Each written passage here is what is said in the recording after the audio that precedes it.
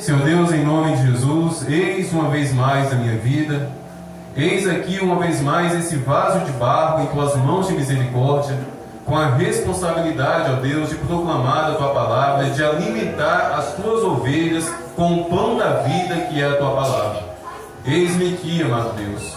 Venha sobre mim a tua graça e a tua misericórdia, ilumina-me com o teu Espírito Santo, para que eu tenha capacidade de proclamar a tua palavra e de aqui anunciar o teu evangelho com sinceridade, com simplicidade, e que seja, amado Deus, uma revelação, um conhecimento que venha do teu trono, em nome do Senhor Jesus.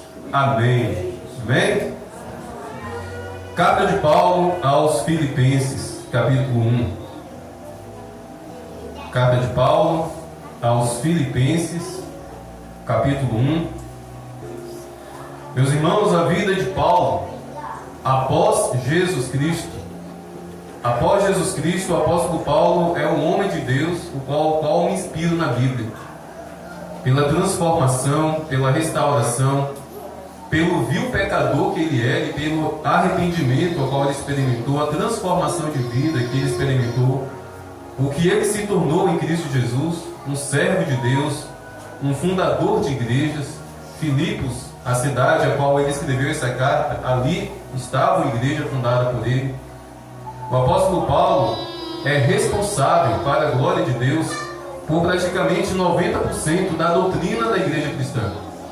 Praticamente 90% da doutrina cristã que nós conhecemos e que nós seguimos é fruto do conhecimento que Deus concedeu ao apóstolo Paulo.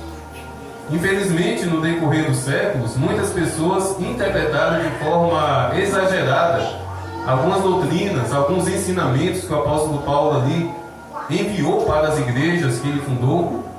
O próprio apóstolo Pedro, certa vez escrevendo uma carta, ele disse que as revelações de Paulo eram bem difíceis de compreender, e algumas pessoas estavam manipulando essas revelações. Se era difícil naquele tempo, quanto mais hoje, compreendermos grandes revelações que aquele homem recebeu. Mas nós temos o Espírito Santo, e nós podemos, juntamente com o Espírito Santo, compreender não somente o que o apóstolo Paulo ali escreveu, como toda a palavra de Deus, de Gênesis a Apocalipse. E o apóstolo Paulo, meus irmãos, fundou a igreja de Filipos. A cidade de Filipos era uma cidade que fazia parte do Império Romano, era uma cidade muito importante, era uma cidade grande para a época, e era uma cidade que se destacava entre tantas outras pela sua importância, pela sua riqueza e por tudo que ela representava ali naquela época. E ali o apóstolo Paulo adentrou naquela cidade por volta do ano 50. No ano 50 da nossa era, 13 anos depois de Jesus ter morto e ressuscitado pelo poder de Deus, no ano 50, Paulo, cheio de fé e de coragem, foi para aquela cidade. E pode ter certeza, foi com muita fé e com muita coragem. Porque naquela cidade, 3 entidades eram adoradas. Haviam 3 deuses pagãos que eram adorados naquela cidade: Júpiter, Marte e Juno. Eram 3 deuses pagãos que a cidade em peso cultuava e adorava ali naquela época.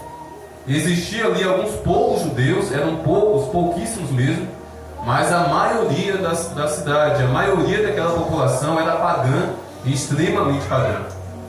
E mesmo sabendo disso, pode ter certeza que Paulo não era irresponsável, pode ter certeza que ele fez um estudo de campo, ele procurou informações e ele disse o seguinte: é para lá que eu vou. Se está faltando Deus naquele lugar, é para lá que eu vou. E lá ele foi, iniciou a pregação. Paulo começou a pregar na margem de um rio. E o livro de Atos diz que ali naquela primeira pregação, uma mulher chamada Lídia se converteu, recebeu Jesus como Salvador.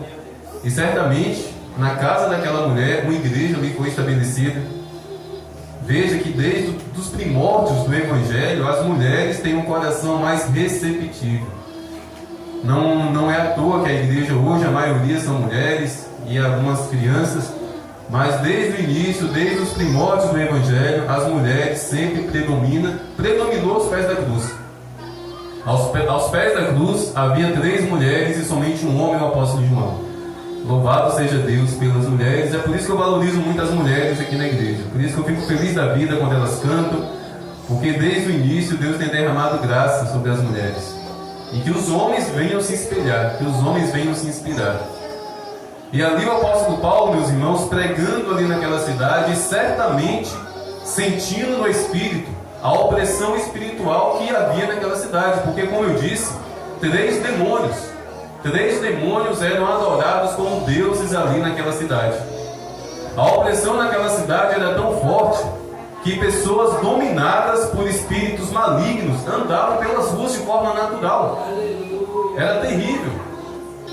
Atos capítulo 16, no versículo 16 em diante, traz um desses relatos. Preste bem atenção, é muito válido para a igreja esses curtos versículos a respeito desse confronto que Paulo teve com um desses demônios incorporado em uma jovem. Atos capítulo 16, no versículo 16 em diante.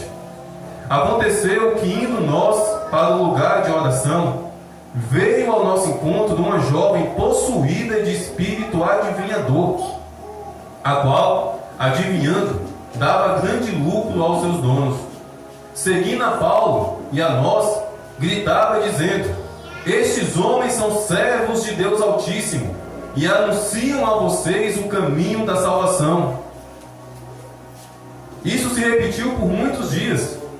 Então Paulo, já indignado, voltando-se, disse ao Espírito: em nome de Jesus Cristo eu ordeno que você saia dela. E na mesma hora o espírito imundo saiu. Amém? Meus irmãos, vale a pena eu focar um pouquinho aqui no que eu acabei de ler, porque é de grande validade para a igreja essa informação, meus irmãos. Meus irmãos, a Bíblia fala que essa mulher estava dominada por um espírito de quê? De adivinhação. O que ela estava falando a respeito do apóstolo Paulo, de Silas e de Lucas, que também estava acompanhando o apóstolo Paulo, era mentira? Não era mentira. Paulo, Silas e Lucas, de fato, eram servos do Deus Altíssimo. Olha só a audácia de Satanás. Satanás estava usando uma jovem para trazer uma revelação verdadeira. Mas o apóstolo Paulo tinha discernimento de espíritos. Meus irmãos, 1 Coríntios, capítulo 12, do versículo 4 ao 11, o próprio apóstolo Paulo ensina, traz uma revelação para a igreja a respeito dos dons do Espírito Santo.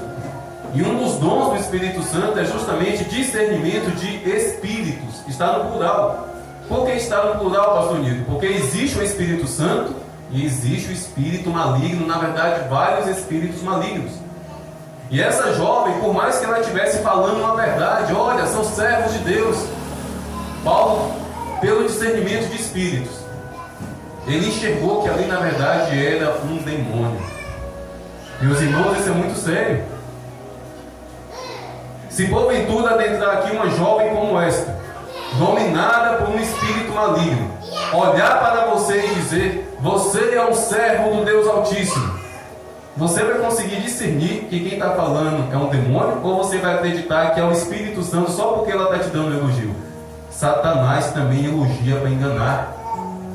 Tome muito cuidado com campanhas de revelações, tome muito cuidado com profetas de revelações. Existe espírito de adivinhação, meus irmãos. Principalmente no Facebook, no Instagram, está enchendo desses profetas dominados por espírito de adivinhação. Adivinhando CPF, adivinhando RG, número de telefone. Isso é feitiçaria, isso é bruxaria. Parece que é o Espírito Santo, mas não é. E é necessário termos discernimento de espíritos para não cairmos no engano. Satanás se disfarça de anjo de luz. Satanás se disfarça de espírito de luz.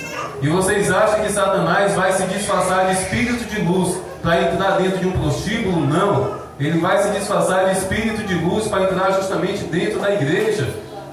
E muitas vezes ficamos enganados e empolgados diante de alguma manifestação espiritual, acreditando que é o Espírito Santo, por não termos o discernimento, e na verdade estamos tolerando o espírito maligno falar na igreja. Mas eu declaro que nessa igreja Satanás e seus demônios estão mudos. Aqui não. Aqui somente homens e mulheres guiados pelo Espírito Santo de Deus louvarão, glorificarão e proclamarão a palavra do Senhor. Eu trabalhei durante alguns anos na empresa São Geraldo, eu vendi a passagem. E eu conheci um motorista. Conheci um motorista que era de outro estado. E assim que ele foi morar em Eunápolis, ele tentou uma vaga de motorista lá no São Geraldo, conseguiu passar nos testes.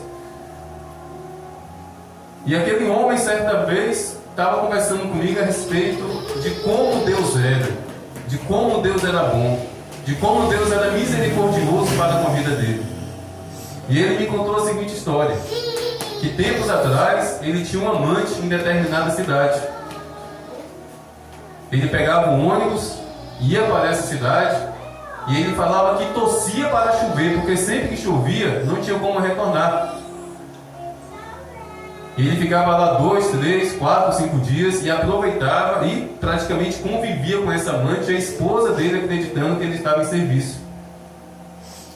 E ele me falando que certa vez, ele afastado do Evangelho, desviado do Evangelho, era um ex-diácono. Certa vez ele falou que dentro do quarto dessa mulher, dentro do quarto da amante, já madrugada, essa mulher dá um grito e se joga da cama ao chão, totalmente possessa por um demônio. E ele, amedrontado, vai para o canto assim do quarto, fica todo encolhido, aquele demônio quebrando tudo dentro do quarto, jogando espelho no chão, xingando cada nome horrível. E do lado de fora, a filha da mulher batendo na porta, a porta estava passada a chave, a filha da mulher batendo na porta, fulano de tal, por favor, não faça nada com a manhã não, de vez em quando ela fica assim, não faz nada com ela não. E aquele homem falou que de repente, aquela mulher, possessa por um demônio, foi até o cantinho do quarto, onde ele estava encolhido, tremendo de medo, e disse o seguinte: eu só não vou te fazer nada, porque você é um servo de Deus. Ele falou o seguinte: pastor, eu fiquei impressionado com a fidelidade de Deus. Eu desviado há tanto tempo, e aquele demônio olhou para mim e me viu como um servo de Deus. Eu falei: cara, toma vergonha na sua cara. Você vai acreditar em um demônio? Você está dentro do quarto da sua amante e você vai acreditar em um demônio que diz que você é um servo de Deus? Se converta, meu filho. O demônio só fala mentira, mesmo que pareça verdade.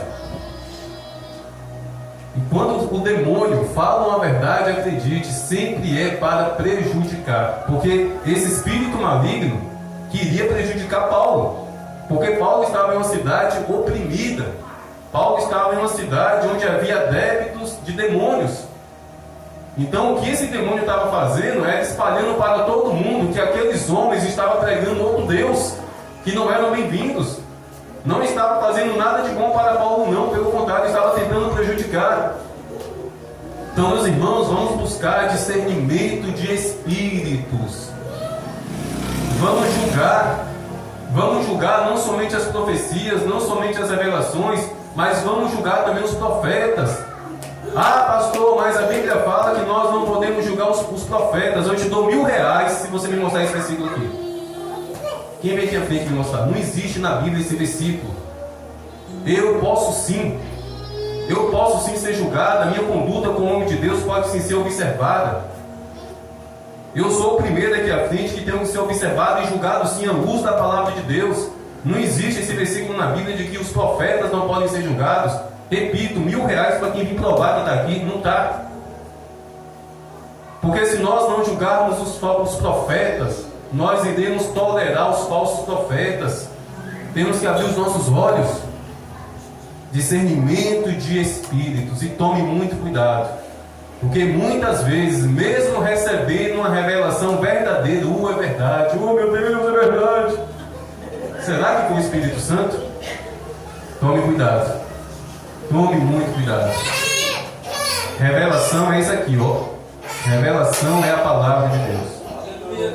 Desconfie de todo homem e de toda mulher que se diz homem e mulher de Deus, que prega a revelação do início ao final do culto, mas não prega a palavra de Deus em momento algum do culto. Toda revelação é consequência da pregação da palavra de Deus, amém? Ah, pastor, o senhor não crê nesses dons? Claro que eu creio. Ai de mim se não creio, se eu creio. Tanto creio que eu busco ter discernimento de espíritos. Porque Satanás também tem as malícias dele. Satanás também tem os enganos dele. E Satanás, meus irmãos, certa vez ousou trazer uma revelação falsa para o próprio Jesus. Certa vez, Satanás tomou a mente do apóstolo Pedro, olha só, do apóstolo Pedro. E através do apóstolo Pedro, tentou desencorajar Jesus a respeito do sacrifício na cruz, porque Satanás sabia que ali na cruz haveria uma obra redentora. E Pedro, dominado pelo diabo, sendo manipulado pelo diabo, chegou até Jesus e disse: ó Jesus, que isso não te aconteça. O Senhor não pode morrer na cruz, não. E Jesus, com muita autoridade, olhou para o apóstolo Pedro, que era um dos principais dos apóstolos: para trás de mim, Satanás. Meus irmãos, se ali na igreja que Jesus pastoreava, Satanás conseguiu lançar um engano na mente de um dos apóstolos de Jesus, quanto mais em nosso meio, meus irmãos. Por isso vamos ter discernimento, amém? Vamos ter discernimento.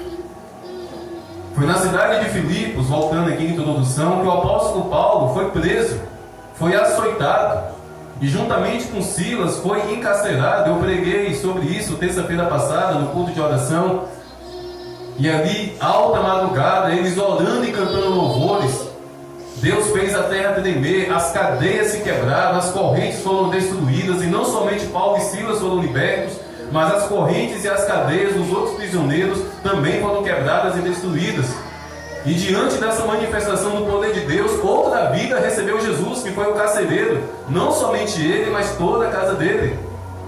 Mesmo em meio à perseguição, mesmo diante de demônios andando literalmente nas ruas daquela cidade, vidas estavam se rendendo ao Senhor Jesus. Porque nada pode deter o poder de Deus, meus irmãos. Nada pode deter. O Evangelho é o poder de Deus. Amém? Aleluias. E ali o apóstolo Paulo fundou uma igreja, como eu disse, certamente na casa de Lídia. E a igreja começou a crescer, a igreja começou a caminhar, o carcereiro começou a frequentar, a esposa do carcereiro, a família do carcereiro, de repente ali 10, 15, 20 pessoas, uma reunião abençoada, um culto abençoado. Ali Paulo estabeleceu a igreja. Naquele curto período de apenas 2 anos, Paulo ficou apenas 2 anos andando naquela cidade. E anos depois, meus irmãos, já na prisão, Paulo já estava preso. Paulo sabia que a carreira dele estava quase se completando. Paulo sabia que ele já estava quase a finalizar o bom combate. O decreto de decapitação, Paulo foi morto decapitado, já havia sido liberado. Ele estava aguardando o dia, a hora e o minuto de colocar a cabeça ali no tronco e levar um golpe de espada. Ele começou a escrever para as igrejas que ele fundou, encorajando, corrigindo, doutrinando. E uma dessas igrejas foi Filipos. E para essa igreja, meus irmãos, o apóstolo Paulo, ali no cárcere, ali dentro da prisão, o apóstolo Paulo fez uma oração. Essa igreja estava certamente necessitada. A igreja de Filipos certamente enfrentava muitas tribulações, muita opressão espiritual. A perseguição dos romanos estava vigente. Paulo estava preso justamente por causa disso, por causa da perseguição dos romanos. Aquela igreja estava cercada por todos os lados e certamente passando por muitas necessidades. E para aquela igreja oprimida e necessitada, o apóstolo Paulo fez uma oração. Mas preste atenção, meus irmãos, na oração que o apóstolo Paulo fez em favor da igreja de Filipos. Filipenses capítulo 1, do versículo 3 até o versículo 10. E ele escreve da seguinte forma: dou graças ao meu Deus por tudo que lembro de vocês. Ele na prisão, certamente magro, raquítico, ele se lembrando daquela igreja. Dou graças ao meu Deus por tudo que me lembro de vocês, fazendo sempre com alegria súplicas por todos vocês em todas as minhas orações. Olha que pastor, meus irmãos, olha que homem de Deus. Mesmo ali na prisão, ele orava, ele clamava pelas igrejas, pelas ovelhas que ele alcançou para o Senhor Jesus. É por isso que eu clamo pela misericórdia de Deus para ser um imitador de Paulo, assim como Paulo foi um imitador de Cristo. E ele continua: dou graças pela maneira como vocês têm participado na proclamação do Evangelho, desde o primeiro dia até agora. Estou certo de que aquele que começou a boa obra em vocês há de completá-la até o dia de Cristo Jesus. Aliás, é justo que eu assim pense de todos vocês, porque eu os trago no coração, seja nas minhas algemas, seja na defesa e na confirmação do Evangelho, pois todos vocês são participantes da graça comigo. Pois Deus é testemunha da saudade que eu tenho de todos vocês no profundo afeto de Cristo Jesus. E aqui no versículo 9 ele faz a oração, e ele diz: e também eu faço esta oração, que o amor de vocês aumente mais e mais em conhecimento e em toda a percepção, para que vocês aprovem as coisas excelentes e sejam sinceros e inculpáveis para o dia de Cristo, cheios do fruto de justiça que vem por meio de Jesus Cristo, para a glória e louvor de Deus. Amém? Amém, Deus. Meus irmãos, como eu disse, aquela igreja era muito necessitada. Mas diante das necessidades que aquela igreja enfrentava, diante das carências, diante das lutas, olha só a oração que o apóstolo Paulo fez. Diante da realidade daquela igreja de Filipos, a oração do apóstolo Paulo não foi: oh Deus, manda dinheiro para a igreja de Filipos. Não foi. Diante das lutas e das batalhas que aquela igreja estava enfrentando, a oração do apóstolo Paulo não foi o seguinte: Deus, livra ele das dificuldades, livra ele das perseguições. Não foi. Diante da fúria de Satanás contra a igreja de Filipos, a oração de Paulo não foi o seguinte: Deus, livra a igreja de Filipos da fúria do maligno. Também não foi, meus irmãos. A oração de Paulo foi pelo crescimento espiritual da igreja, pela maturidade da igreja, para que aquela igreja crescesse em primeiro lugar em amor. A primeira preocupação de Paulo a respeito de Filipos, diante das dificuldades que ela enfrentava, era o seguinte: Deus, será que a igreja de Filipos está crescendo em amor? Será que eles estão compreendendo o amor de Jesus? Será que eles estão amando uns aos outros? Será que eles estão sendo misericordiosos? Será que eles estão sendo compassivos? Por isso ele ora que vocês cresçam em amor, que vocês cresçam no amor de Deus. E Paulo também ora, não somente para que a igreja cresça em amor, mas também em conhecimento. Uma igreja sem conhecimento é uma igreja que perece, é uma igreja que é destruída, é uma igreja que é totalmente arrasada. Sem conhecimento, uma igreja não pode permanecer de pé. Pode até permanecer com as portas abertas, mas diante de Satanás não permanece de pé. E o conhecimento é a palavra. É por isso que eu valorizo a pregação da palavra, é por isso que eu valorizo a pregação do Evangelho. É por isso que no decorrer desse ano eu vou estar preparando alguns irmãos justamente no pregar a palavra de Deus. Porque a palavra de Deus tem que ser pregada com simplicidade, mas com entendimento. Tem que ser compartilhada de uma forma que de fato a igreja vai ser edificada, será alimentada. De nada adianta eu vir aqui, ler um versículo sobre água e pregar sobre pano. É ler o texto e trazer uma revelação de Deus a respeito daquela palavra que foi proclamada, para que haja edificação, para que o conhecimento seja derramado sobre a igreja, porque o conhecimento de Deus é o adubo, é o fermento que faz a igreja crescer. E quando eu falo crescer, eu não estou falando em quantidade de membros. Meus irmãos, não confunda igreja grande com igreja grande no poder de Deus. Existe igreja grande de pessoas, mas vazia da grandeza do poder de Deus. Conhecimento para crescer na grandeza do nosso Deus. E o apóstolo Paulo também orou para que aquela igreja fosse cheia. Paulo orou para que aquela igreja também fosse cheia do fruto da justiça que vem por meio de Jesus Cristo. E quando falamos de fruto, temos que lembrar do Espírito Santo, porque é o Espírito Santo que faz com que a igreja frutifique. E Jesus Cristo sopra sobre nós o Espírito Santo, meus irmãos, para que venhamos frutificar. E eu meditando nesse texto, como eu fiquei espantado. Porque quantas e quantas vezes, né, meus irmãos, nós colocamos os nossos joelhos no chão para pedir tanta e tanta coisa para Deus.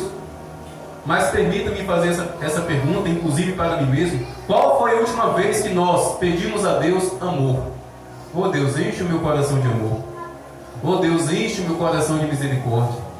Deus, eu estou tendo dificuldade para perdoar. Deus, eu estou tendo dificuldade para suportar as fraquezas do meu irmão.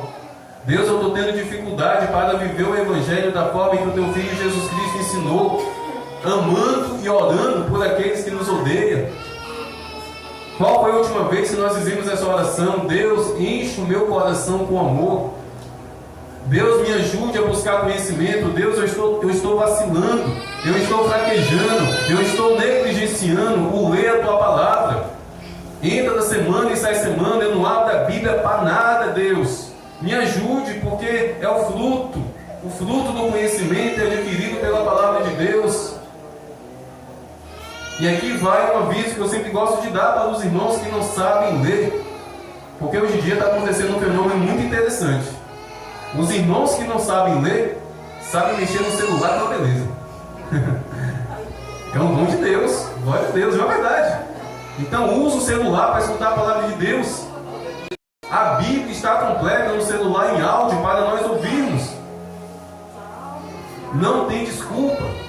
Não somente nos dias de culto você pode ouvir a palavra de Deus, como na sua casa, através do celular, para buscar conhecimento. E o fruto da justiça, meus irmãos, que nada mais é a própria presença do Espírito Santo, que nos ensina o que é justo, o que é correto, o que é íntegro. Essa foi a preocupação do apóstolo Paulo para aquela igreja. E essa tem que ser a minha e a sua preocupação a respeito da nossa vida. Essa tem que ser a minha preocupação a respeito dessa igreja. Meus irmãos, eu estou pouco preocupado se vocês são ricos ou se vocês são pobres de dinheiro. Isso pouco me importa. O que me importa é se vocês são ricos na presença de Deus. O que me importa é se vocês estão sendo ricos no conhecimento de Deus. O que me importa é se vocês de fato estão sendo ricos e prósperos na presença do Espírito Santo. Essa é a minha preocupação. Essa deve ser a minha luta como pastor diante de Deus, para que vocês cresçam, para que vocês sejam ricos, para que vocês sejam prósperos na presença do Senhor. Eu acredito que não, mas se alguém entrou aqui nessa noite esperando receber de Deus uma bênção financeira, algo buscar Deus porque eu estou precisando de dinheiro, eu vou para a igreja. Eu fiquei sabendo que se a gente for para a igreja, Deus vai prosperar, Deus vai enriquecer, porque Deus é o dono do ouro e da prata. Por acaso está escrito aqui Banco Pentecostal Nova Jerusalém? Não está não, é Igreja Pentecostal Nova Jerusalém. Dinheiro é lá na Rua Nova, no Banco do Brasil. Aqui é a palavra de Deus, é o amor de Deus, é a justiça de Deus, é a riqueza e é a prosperidade da palavra de Deus. E pode ter certeza, se você obedecer a palavra de Deus, Deuteronômio capítulo 28, todas as bênçãos, toda a prosperidade que há no trono de Deus será derramada sobre a sua vida. Mas primeiro, vamos crescer no amor. Vamos crescer no conhecimento, vamos crescer na justiça de Deus, vamos ser cheios do Espírito Santo, vamos abandonar o pecado, vamos orar, vamos clamar, vamos interceder, vamos batalhar pela nossa fé, vamos guardar o nosso coração na presença do Senhor, vamos louvar, adorar e exaltar o nome de Deus, porque é isso que importa. Muitas eram as necessidades de Filipos, mas o Espírito Santo trouxe ao coração do apóstolo Paulo que a maior necessidade era o amor, era o conhecimento, era a justiça de Deus no coração daquela igreja. E nós não somos melhores do que a igreja de Filipos. Se essa palavra está sendo proclamada hoje, para mim e para você, se essa palavra está sendo proclamada hoje na Igreja Pentecostal Nova Jerusalém, é porque nós, a começar do pastor dessa igreja, nós estamos precisando disso aqui, ó.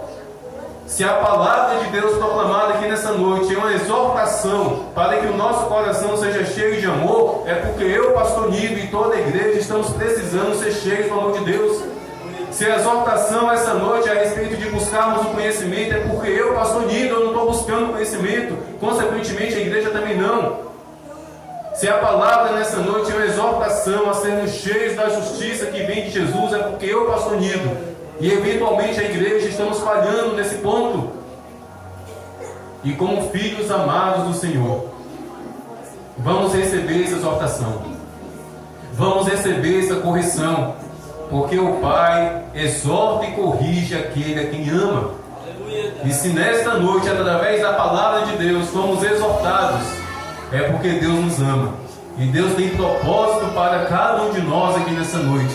E o propósito é crescer na graça, crescer no conhecimento, crescer no amor, prosseguir em conhecer o nosso amado Jesus Cristo.